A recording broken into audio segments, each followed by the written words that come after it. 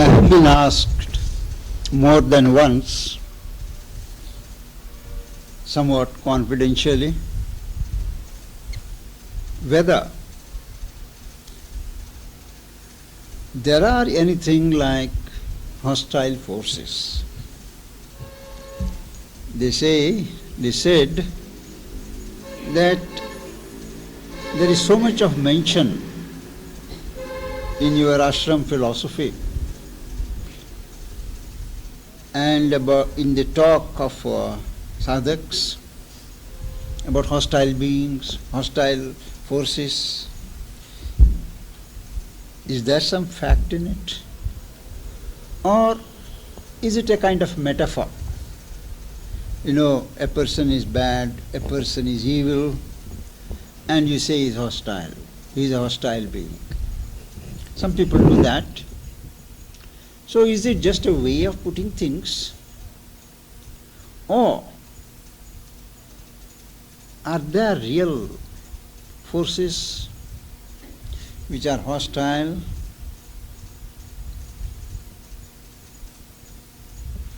To be truthful, I had to say yes, there are forces. They may have been picturized in our legends and stories, but the fact is that even as there are good forces, beings that do good, there are evil forces which do the contrary. The next question comes, if they are there truly, why does God permit it? On all accounts, God is omnipotent and He can very well stop the play of these hostile forces. A legitimate question, though not very sustainable. So this question of hostile forces has received a thorough treatment from Sri Aurobindo and the Mother.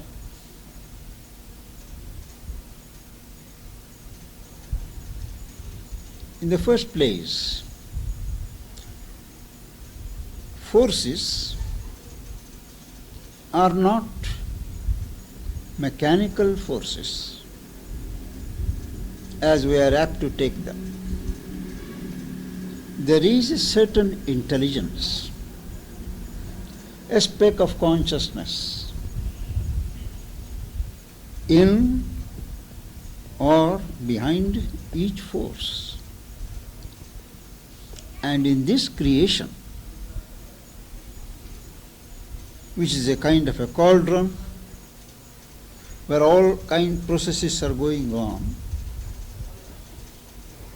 there are forces that help the growth of the individual, the growth of the world towards God, and those that oppose, that try to prevent.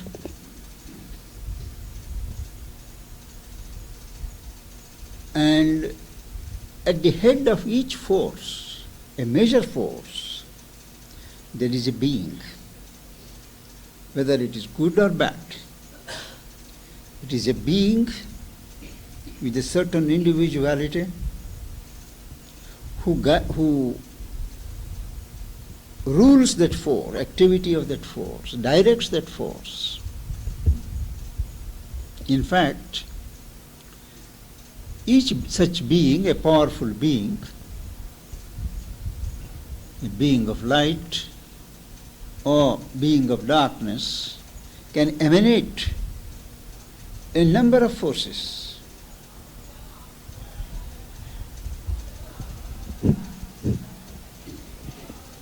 And Sri Aurobindo has discussed in Life Divine.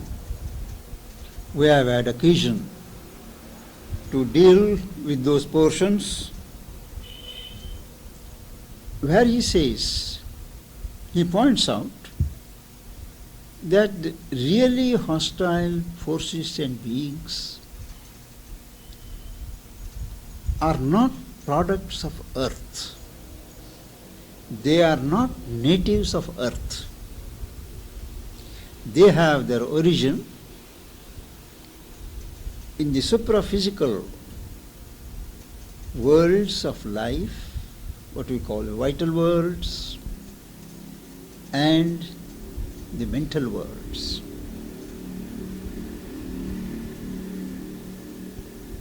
And these beings there are of two types. The first variety, which Mother has graphically described, they are beings who are originally beings put out from the divine, being supreme, to work out the manifestation. In other words, they were also gods. In the Vedas, there is mention of elder gods. And in the Veda, the word asura does not mean what it means to us today, a titan, but the strong one, asu. It is not a and sura, but asu is strength, one who carries strength. That was the original meaning of asura. And these beings were emanated from the Supreme to carry out the intention to manifest the divine glory. Somewhere down the line, they took it into their head, why should we carry out that will? Why shouldn't we work out our own wills? And there was a departure from the central direction. Each being, each such being, went out to carve out its own kingdom. And in the process, they not only departed from the central divine will, but also turned against it. They were in revolt against the parent divine.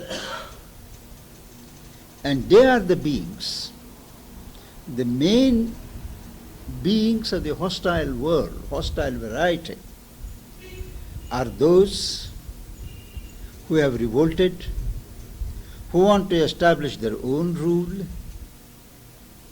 manifest themselves, and go counter to the central will of God. The second category of these beings consists of those who are the original beings of the life world and the mind world.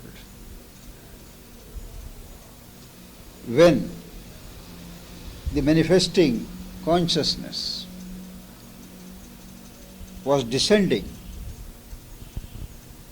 each plane was formed, mental principle, life principle, higher vital principle, and that sort of planes, a kind of stair was formed, stair of descent.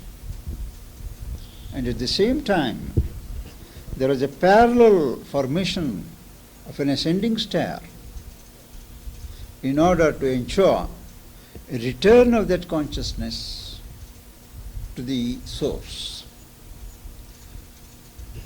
Now, it is in this side, this ascending star of planes, that certain principles are given a free play. They are not fields of evolution, but what are called typal worlds, where each principle is given full play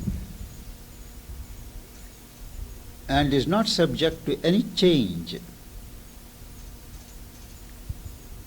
And in the mental world, in the vital world, there are these beings working for good, beings working for the opposite. They are what we may call the denizens of the vital and the mental planes. And each major being has his own subsidiary army. And they are not content with having their full freedom of play in their own home, but they want to project their influence and action in the terrestrial world. That is where the mischief comes. These hostile beings, beings of falsehood, beings of evil, are not there above the mental world. They are only on the mental and the vital world and the subtle physical. Above the mind, they are not there.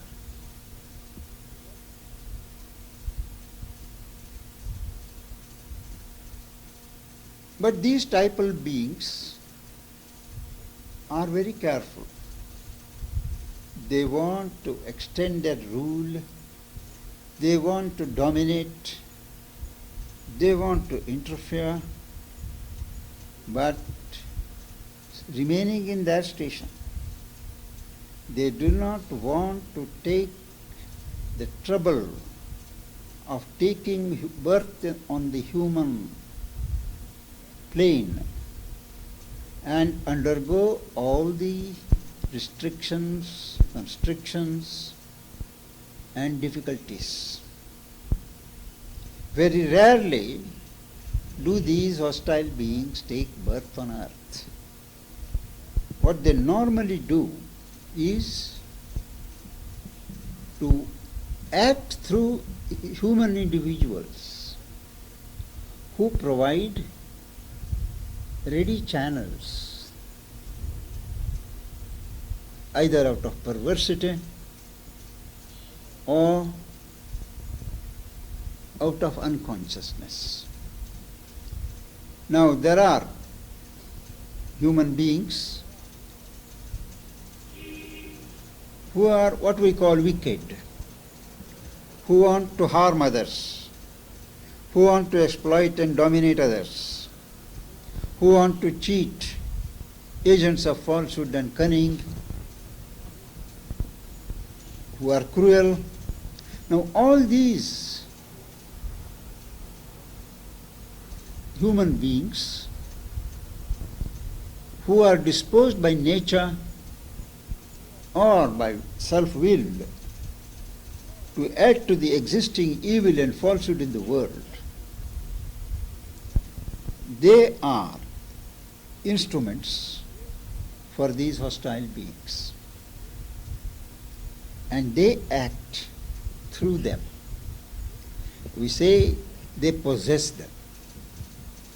When they possess a human being, a man or a woman, you will ask, what happens to the psychic? Can't the psychic push it out? They are more powerful. When they enter, and they cannot enter without the implied consent of the individual. The individual may consent to that sense of power, to that sense of exaltation, to that sense of domination, out of ambition, out of vanity, out of wickedness. Whatever the motivating cause, these beings enter and they push away the psychic far into the interior so as to render it ineffective. And if the person is weak, this very position may result in madness or in violence, or if the person is strong enough in the vital and the mind, he can be a Hitler, a Stalin, and so on.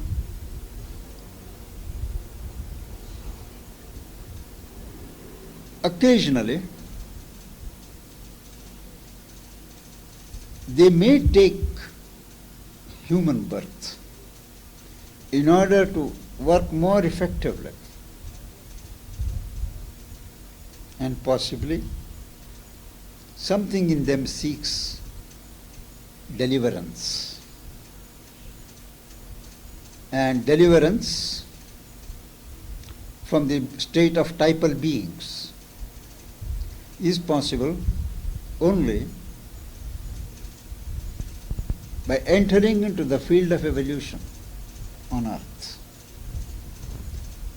It is said that even the gods, if they want to develop, if they want to go beyond their own limited perfection, if they want to grow into the Supreme, enter into identity with the Supreme, they have to take birth on earth and go through the process of evolution. So also to the hostile beings. But the hostile beings are very clever, cunning, and they rarely take birth. Now, there are grades of these hostile beings.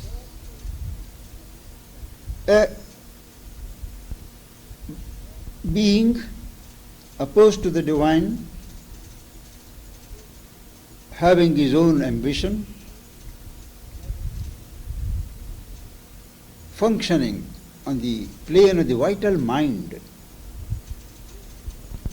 is called the Asura, the Titan.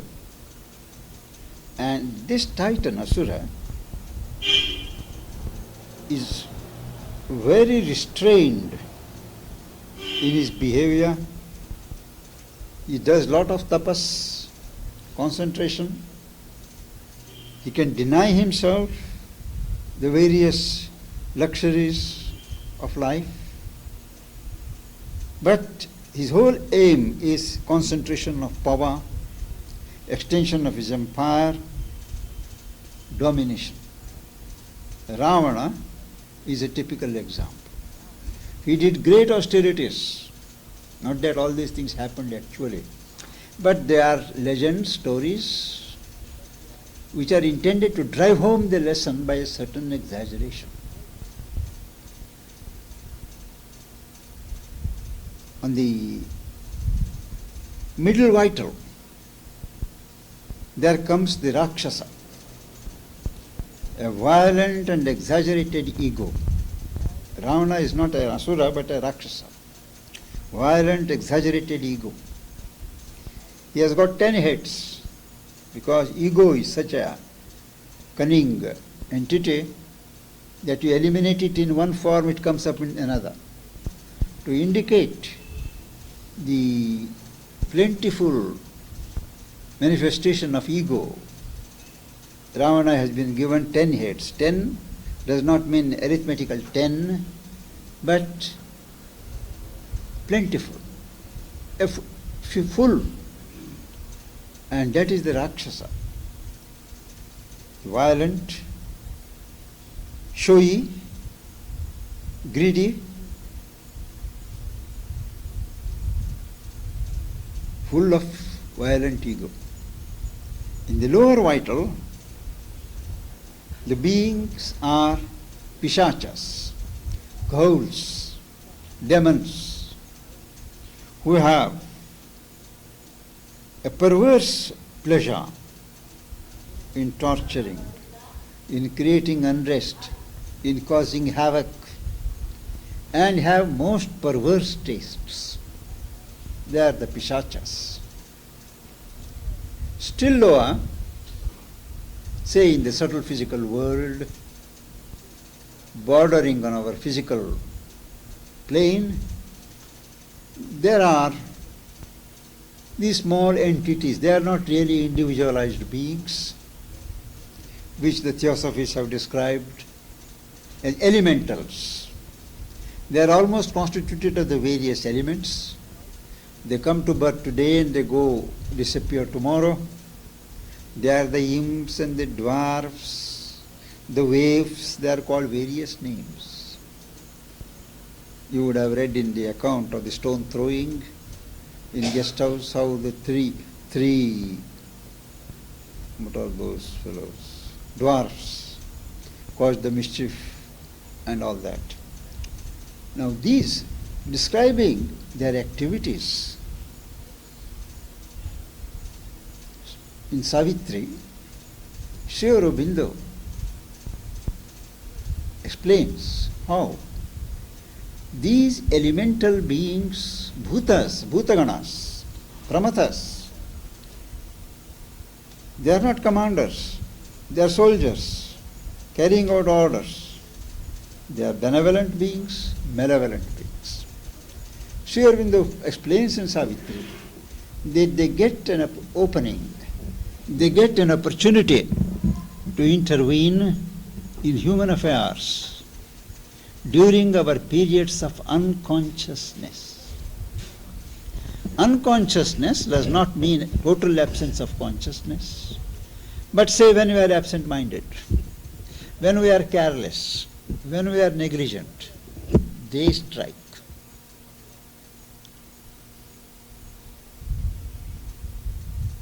At times they are helpful, most times they are annoying, and it is they who cause all the various accidents, turmoils, and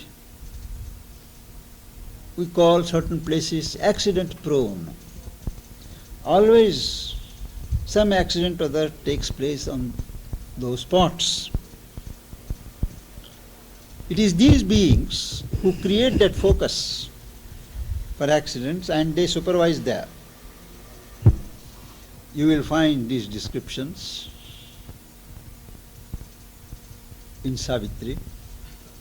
But the central fact is, if we are not fully aware, if we are unconscious in any region of our being, the doors are opened to the attentions of these mischievous elemental beings on the horizon of this physical world. They are nearest to our life. So this is the broad picture of the hostile beings. Hostile forces are their instruments. At the head of each force or many forces there is a being. Those who have revolted against the divine belong to the first category.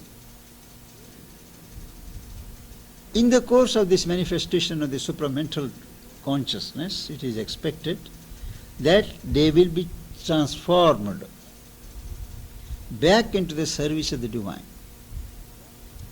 As far as the second category is concerned, those who are active, those who interfere, they have to be destroyed.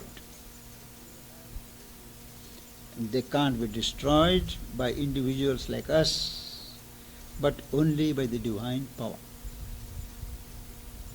greater gods, deities, it is they who destroy these asuras, these rakshasas. Those who have been reading Devi Mahatmya and others would have seen how these obstinate, hostile beings are done away with by special manifestations of the divine energy.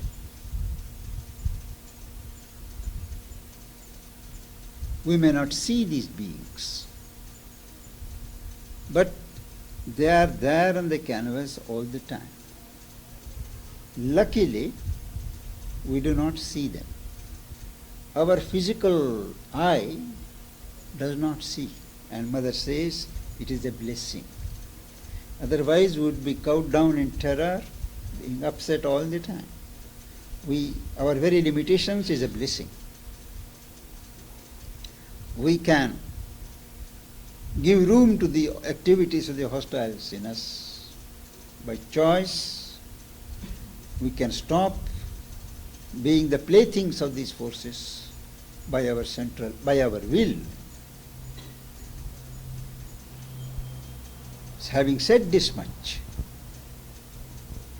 we must not be obsessed with this idea or the fear of hostile beings, because these hostile beings, they act on a large universal scale. They don't care for human individuals. We are too small fry.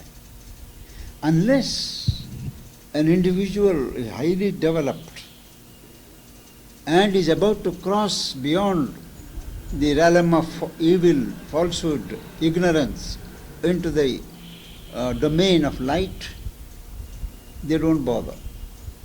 They will tackle only those who are highly developed, who are about to cross over into the divine light, or those who are potential instruments of the divine. Mother once said that chosen instruments are the butt of attacks from all sides, not necessarily always through human beings, but through human beings also. But as a rule,